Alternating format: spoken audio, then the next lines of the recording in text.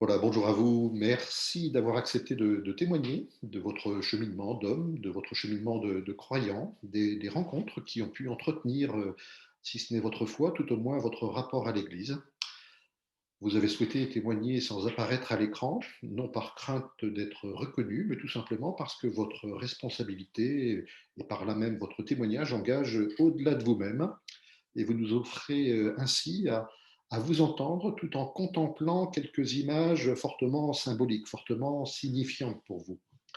Et votre histoire personnelle et donc votre témoignage commence à proximité de ce cœur et de cette église. Pourriez-vous nous en dire plus?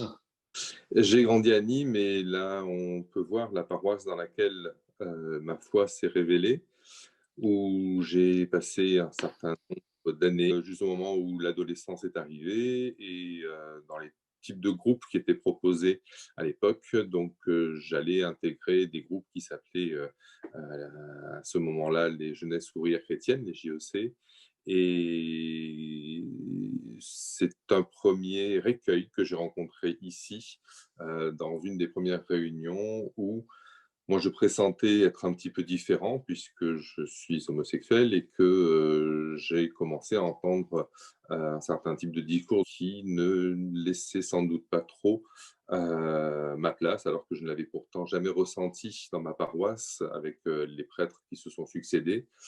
Et qui ont toujours animé, en moi une phrase que l'on ne voit pas sur la photo, mais qui a bercé, toute mon enfance et préadolescence, qui était: «Laissez venir à moi tous les petits enfants». Cette image du désert parce que je ne percevais plus ma place dans l'église. J'ai pu vivre une sorte de traversée du désert. Moi, je suis Marie-Hélène Delouis. J'ai été chef d'établissement à Saint-Jean-Hulst pendant 16 années et j'ai eu la chance d'avoir parmi mes élèves Jean Fontan. Jean Fontan, j'ai 29 ans et j'ai fait tout mon collège, tout mon lycée à Saint-Jean-Ulst. Je suis actuellement dans la région toulousaine où je suis médecin. Alors, qu'est-ce qui a été important dans ce parcours à Saint-Jean? Alors, donc, ce qui était important, c'est enfin, dès mes premières années de collège où j'étais quelqu'un qui était pâle, bon, qui était un peu un cancre, j'étais pas quelqu'un de très scolaire et donc j'avais des difficultés au niveau du comportement, c'était compliqué, j'avais eu plusieurs exclusions, même des contrats de comportement. Le système scolaire n'était pas forcément non plus hyper adapté pour moi.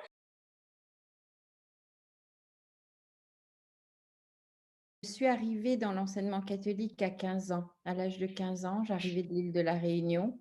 J'étais en perdition, on va dire, comme ado, assez rebelle. Mon père a décidé de m'envoyer en internat à Paris, au lycée Sainte-Geneviève. Moi, je peux dire que ça a été un vrai tournant pour ma vie, dans la mesure où j'y ai rencontré des adultes assez extraordinaires. Et moi, mon premier souvenir avec vous n'est pas en troisième, il est bien avant, lorsque je suis à Saint-Jean depuis à peine quelques mois et qu'une délégation des professeurs est venue de me demander de enfin vous renvoyer définitivement, parce que vous étiez vraiment beaucoup trop insupportable. Et c'est là où je me suis dit, ce jeune, il va peut-être falloir que je le rencontre un peu plus souvent et que j'apprenne à voir ce qu'il y a derrière son comportement qui met les adultes en difficulté.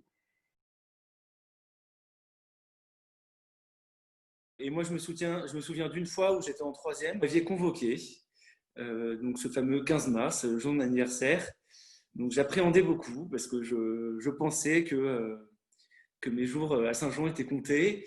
Et en fait, j'ai reçu pour me souhaiter un très joyeux anniversaire. C'est quelque chose qui m'avait beaucoup touché parce que vous aviez préféré insister sur les petites minimes améliorations qu'il y avait eu dans mon comportement plutôt que d'insister sur encore tout ce qui n'allait pas.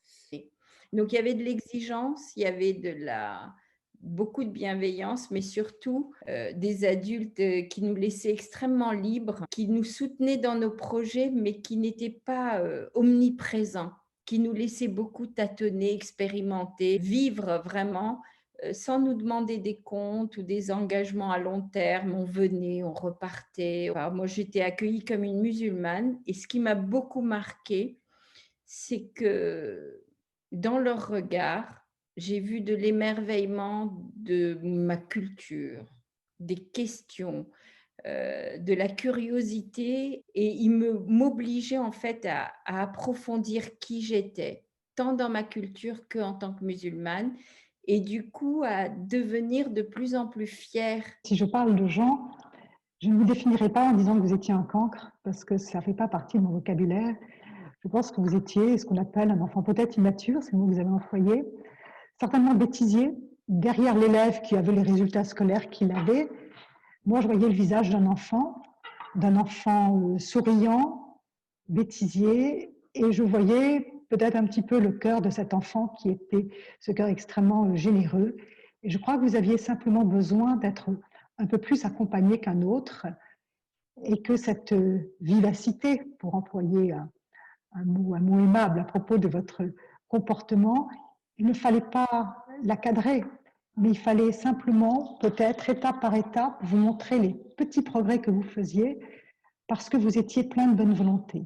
J'ai pu rencontrer des sœurs d'une congrégation qui ont été accueillantes, très accueillantes, m'ont fait comprendre, m'ont montré que j'avais ma place en connaissance de cause de ce que j'étais intrinsèquement et à ma vie.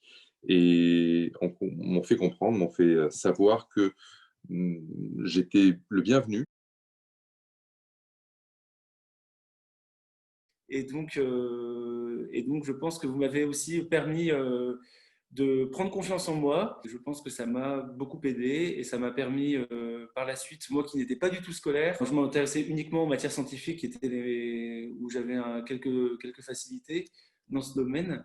Et ben, ça m'a permis par la suite de faire médecine et ça m'a permis de rencontrer des amis exceptionnels qui sont encore mes amis les plus chers aujourd'hui.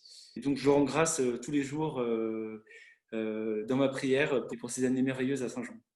Par le fait que l'on m'a confié des responsabilités, on m'a confié des missions professionnellement, on m'a proposé d'évoluer et je n'ai cessé d'évoluer effectivement jusqu'à un poste d'adjoint de chef d'établissement et qui a ouvert véritablement mon retour à l'église. J'y avais ma place et bien au-delà puisque j'ai des liens et des liens forts avec plusieurs sœurs de cette congrégation qui me rappellent presque au quotidien quelle est ma mission, le pourquoi je suis là, le comment le faire, quelle est cette plus-value dans un établissement catholique. Donc c'est ma source, c'est ma ressource. Grâce au MEJ, et là j'y allais encore comme musulmane, hein, il n'y avait pas de prosélytisme, on ne me demandait pas de quoi que ce soit. J'ai appris en tant que musulmane à relire, à discerner, à faire des choix, à écouter mes profonds désirs. Et là, le MEJ m'a beaucoup aidée. Et puis après, il est vrai que j'y ai rencontré le Christ. Moi, je dirais que j'ai relevé la tête grâce à Sainte-Geneviève et grâce aux adultes que j'ai rencontrés. J'ai eu cette chance justement d'être accueilli avec une bienveillance que je reconnais et que j'apprécie très très fortement. Et je me dois de pouvoir effectivement en faire de même avec tous les jeunes que je reçois. Je travaille dans un secteur qui est plutôt de l'ordre du professionnel et du technologique. Et si vous me permettez l'expression, je reçois un certain nombre de jeunes un peu cabossés et qui ont besoin d'un regard différent, qui ont aussi besoin d'un accompagnement, qui ont besoin d'être perçus comme ils sont, avec ce qu'ils sont, avec leurs valises parfois un peu lourdes à porter. Et vous faites partie des élèves qui, je crois, dans notre établissement peut être fier parce que aujourd'hui c'est moi qui suis en face de vous, mais c'est toute une équipe qui vous a accompagné.